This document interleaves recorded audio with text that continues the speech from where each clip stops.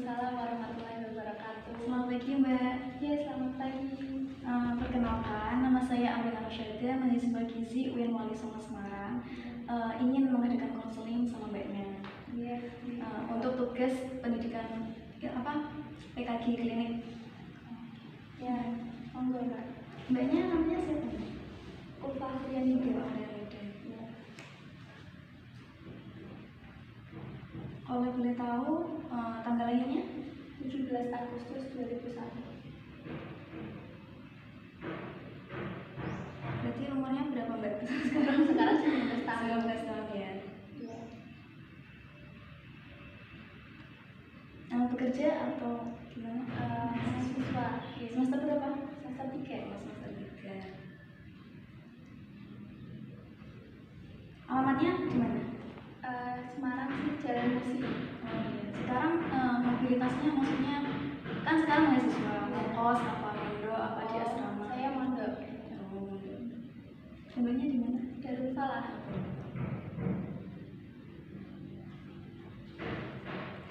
Jadi ini konseling itu berlangsung selama kurang lebih 30 menit. Kalau semisal Mbaknya ada keluhan apa atau mau konseling apa, tinggal didiskusikan sama saya aja. Terus kalau semisal saya mau tanya apa, jangan langsung jawab aja. Pernah itu sebelumnya pernah nimbang atau mengecek tinggi badan? Pernah. Berat badannya berapa Mbak? Berat badannya 40,5. Kita ya. Terakhir nimbang kapan? 1 minggu yang lalu. Oh iya. 40,5 ya? Iya. Terus tinggi badannya berapa? Kayaknya 156. Bentar ya Mbak, tak hitung IMT-nya untuk mengetahui status gizinya jenengan. Oh iya. Ya.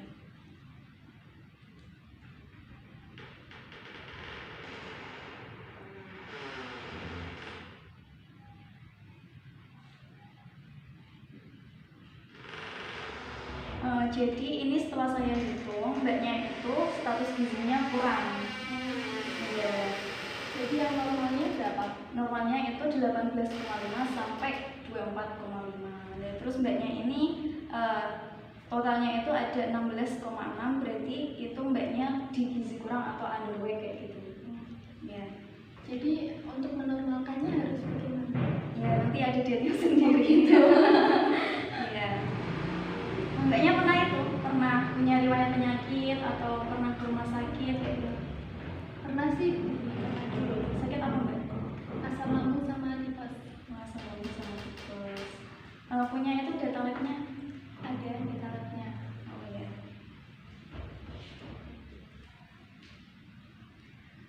Oh. Ini, bentar ya saya lihat.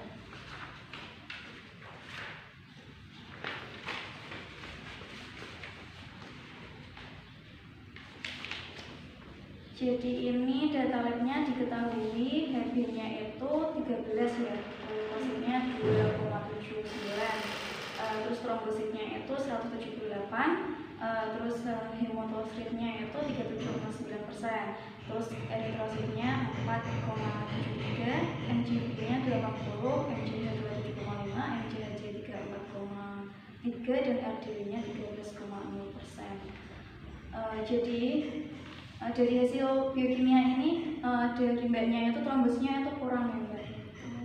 Soalnya kan kemarin Mbaknya pernah masuk ke rumah sakit dan mengalami tipes. Otomatis kalau semisal Mbaknya tipes berarti trombosnya itu kurang kayak gitu, menurun. Normalnya berapa? Trombositnya normalnya itu 150 sampai 500. Terus ini Mbaknya kan itu toh asam lambung dan tiroid. Sebelumnya tahu nggak pengertian asam lambung atau tiroid itu? Asam lambung keluhannya apa kalau semisal lagi sakit, lagi kambuh kayak gitu? Keluhannya tuh ya perutnya sakit gitu, terus pusing, mual-mual kayak gitu. Kayak emah gitu ya? Iya. Terus misal kayak kalau tipes itu lemas gitu ya? Nggak enak pokoknya badannya. Iya. Kalau asam lambung kan itu yang keserang kan lambungnya tuh Mbak. Nah, otomatis kalau lambungnya keserang, otomatis dengan tipes juga. Soalnya tipes kan juga menyerangnya ke lambung kayak gitu. Berarti udah pasti tuh. Saling berkaitan. Lanjut ya Mbak ya. Jadi diagnosisnya ini dengan itu kan perubahan fungsi GI. Tadi kan terkena asam lambung. Nah itu berkaitan dengan perubahan struktur gastrointestinal yang ditandai dengan membatasi asupan makanan per oral, karena gastrointestinal itu rusak karena adanya asam lambung kayak gitu. Ya. Terus ini ada leaflet Mbak. Ada leaflet buat panduan sama Mbaknya. Mbaknya kan kena itu toh. Belum dibaca.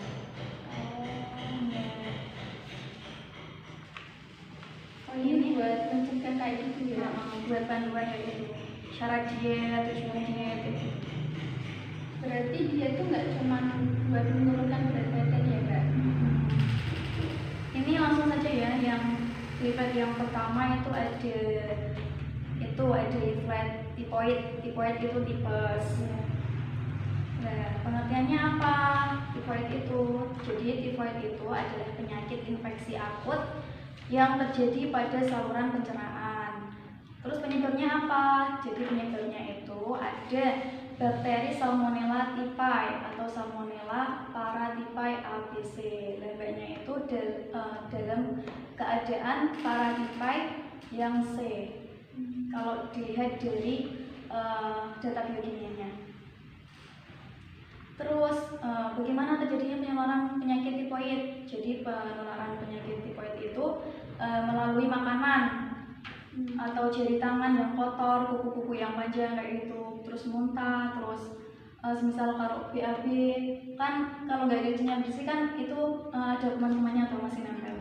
Nah itu dimaksimalkan dengan mencuci tangan setiap hari. Maksudnya mencuci tangan sebelum makan atau mencuci tangan habis melakukan pekerjaan atau apa gitu lah ya. Terus sekarang lagi zamannya COVID, mencuci tangan juga. Terus ini tipoid dapat disembuhkan dengan semisal jenengan lagi lemes-lemes atau biasanya kan kalau mau sakit kan itu loh merasa gitu loh. Kok aku gersak kayak apa? Gerges. Ya itu bisa istirahat secukupnya kayak gitu. Terus cara pencegahannya itu dengan pengawasan higien sanitasi tadi yang udah saya jelaskan, bisa cuci tangan, buang sampah pada tempatnya, terus merawat itu tubuh kayak gitu. Terus makanannya minuman yang kayak air mineral yang cukup 8 gelas per hari kayak gitu. Terus ini ada tadi ya selalu menjaga kebersihan, menjaga higien sanitasi, makan yang bergizi kayak gitu. Terus jangan lupa dietnya itu kalau tipes dietnya tinggi kalori sama tinggi protein. Tahu nggak tinggi protein? Gimana itu makan? Jadi kalau semisal mbaknya semisal makan pagi ya 1 jempol, itu bisa ditambahin 1,5 jempol, bisa menambahkan makanan. Kan mbaknya juga lagi underweight, gizinya kurang, bisa gitu. Makanya ditambahin gitu, porsi makan dan frekuensinya juga. Terus ini lanjut mbaknya kan tadi asam lambung. Nah ini ada tujuan diet dari asam lambung, yaitu memberikan makanan yang mencukupi kebutuhan gizi penderita. Terus mengurangi pengeluaran cairan lambung dan menetralkan kelebihan asam lambung. Terus juga mengurangi resiko perdarahan di lambung. Terus makanan yang diperbolehkan, jadi mbaknya itu kan lagi asam lambung lah, jadi makanan yang diperbolehkan itu contohnya kalau semisal nasi itu bisa nasi yang lunak-lunak kayak gitu mbak. Jangan yang kasar-kasar, soalnya kan lambungnya lagi enggak gitu toh, lagi enggak. Terus bisa pakai bubur atau puding kalau misal daging itu harus yang direbus, jangan yang berminyak-minyak, jangan yang digoreng pakai minyak terus kayak gitu. Ya, terus susu, terus kacang-kacangan. Kalau sering nggak makan kacang-kacangan? Jarang sih. Jarang. Paling jajan-jajan gitu ya. Buah-buahan itu harus buah-buahan yang di jus. Kan asam lambung kan itu nggak menerima buah, semisal itu ya, semisal jambu kletuk, tahu nggak jambu biji ya, itu harus di jus biar lambungnya bisa mencerna dengan baik kayak gitu. Terus minumannya itu susu tadi yang udah saya itu jelaskan, terus sari buah kan sama yang kayak buah-buahan di jus tadi ya. Terus bumbu dapurnya itu semisal mbaknya pernah masak nggak di pondok? Iya. Bumbu dapurnya biasanya apa aja? Ya biasa sih bawang kayak gitu.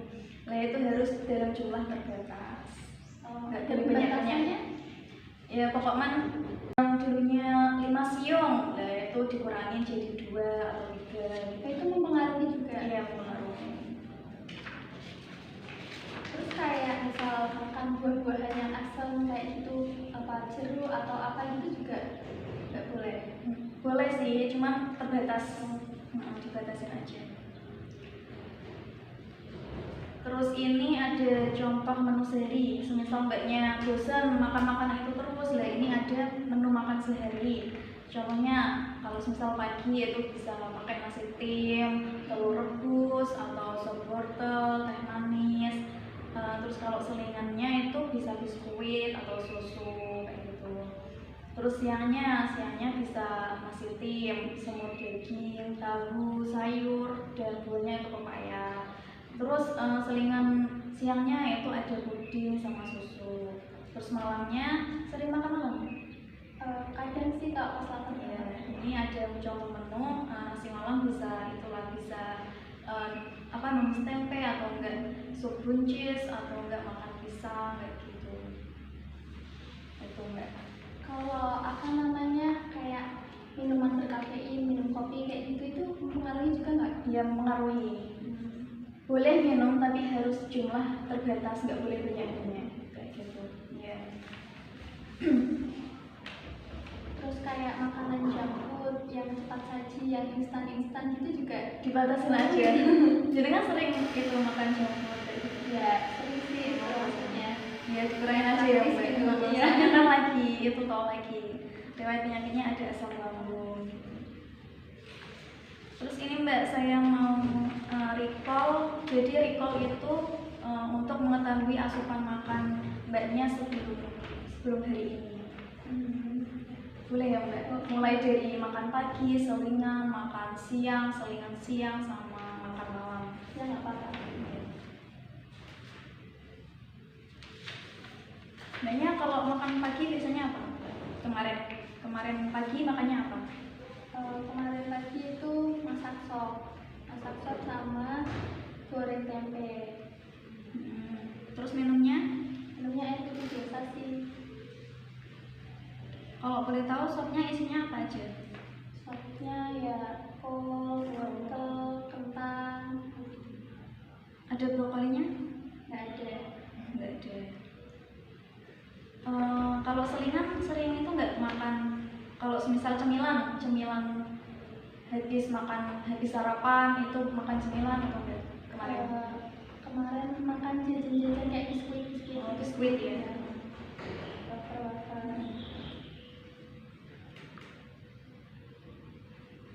Makan siangnya apa mbak? Makan siangnya itu goreng telur.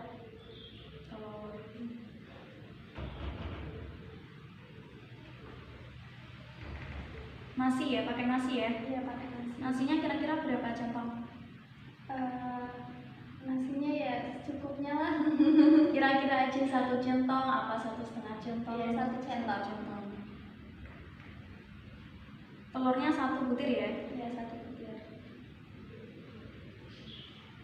Terus sorenya itu nggak nyemil lagi nggak habis makan siang? Ya ngemil sih kadang kayak jajan kayak gitu. Apa kira-kira Kemarin itu jajanan kayak ciki-ciki kayak gitu itu berarti itu juga dibatasin ya Mbak harusnya? Iya sih, kan ciki-ciki itu nggak boleh. Oh, iya. Soalnya banyak micin.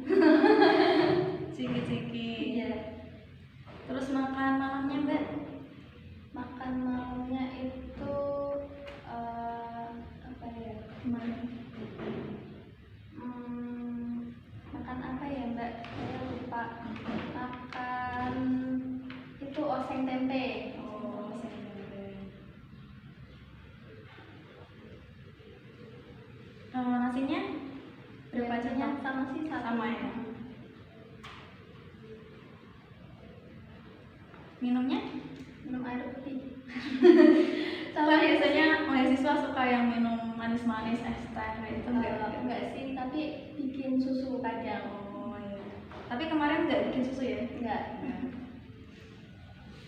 Ya udah, terima kasih ya Mbak. Ya. Terus ini